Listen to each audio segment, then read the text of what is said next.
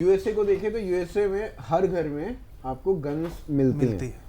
और लेकिन वो संस्कार के सिवा की गन वहां नुकसान दे रही है। जी भाई तो मतलब आप आर्म्स, जैसे हम यहाँ दवाई कंपनियों का शिकार हो रहे हैं ना, वैसे हम जो आर्म्स वाली लॉबी है उसके शिकार भी ना हो, ये भी थोड़ा ध्यान रखना पड़ेगा। भाई मतलब यूएसए में हर घर में आर्म्स दिखते हैं, गन्स दिखते हैं, और यहाँ पर हिंदुओं के हर घर के भगवान के हाथ में शस्त्र दिखते हैं। हाँ। मूर्तियों में शस्त्र दिखते हैं। नहीं, लेकिन अब तो ऐसे कई बाबा लोग भी आ गए हैं कि जो भगवानों के हाथ के शस्त्र निकाल देते हैं। हाँ, वो कहते हैं नहीं, क्यों चाहिए भगवान को शस्त्र, उनको कौन समझाए। बिना शस्त्र के आपने कोई भगवान देखा है? मतलब मैंने, चाहे आप दुर्गा माता ले लो, चाहे आप राम जी ले लो, चाहे आप कोई भी भगवान ले लो, आप बिना शस्त्र इतना छोड़िए, ये हमारे पड़ोस का देश है जिनको रोहिंग्या को भगाया, वो तो बौद्ध देश है जी भाई, ब्रह्म देश। पहले तो ब्रह्म देश था ना, आप भले उसको बाद में बर्मा ये वो म्यांमार कहने लगे।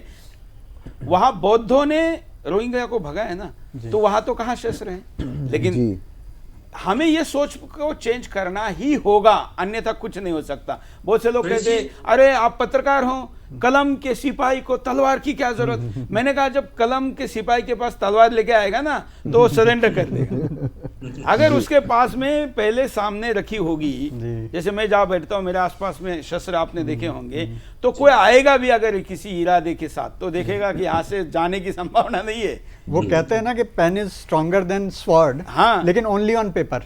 वही है, जीसस की अगर बात करें तो जीसस बिना किसी शस्त्र के हैं, और उनके पास इसलिए तो टांगे गए ना, और उनके पास सारे इसलिए तो टांगे गए। जी, मैं वही कह रहा हूँ, उनके पास सारे शस्त्र हैं, और हमारे हर भगवान के पास शस्त्र हैं, हमारे पास कोई शस्त्र नहीं है। खैर, विडंबना। हाँ सुरेश जी, मैं ये इसी बात से मुझे याद आया जो आपने कहा कि हमारे भी कुछ ऐसे लोग हैं जिन्होंने के भगवानों के हाथ से जो शस्त्र थे वो ही हटा दिए।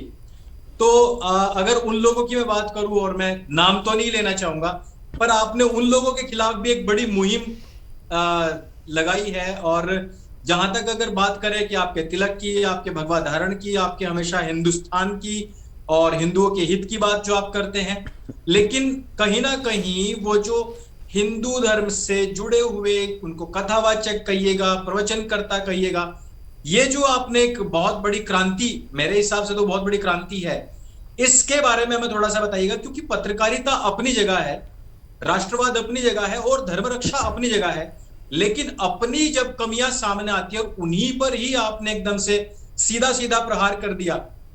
ये पहली बार ऐसा हुआ, क्योंकि मैं तो ऐसा, हम गौ ब्राह्मण प्रतिपालक, यह हमारा कर्तव्य है। मैं हमेशा संतों के साथ खड़ा हूं, प्राण जाएंगे ना अभी इस वक्त तो भी मैं संतों के लिए खड़ा रहूंगा। लेकिन मैंने देखा कि 100 करोड़ होते हुए भी हम क्यों कमजोर है।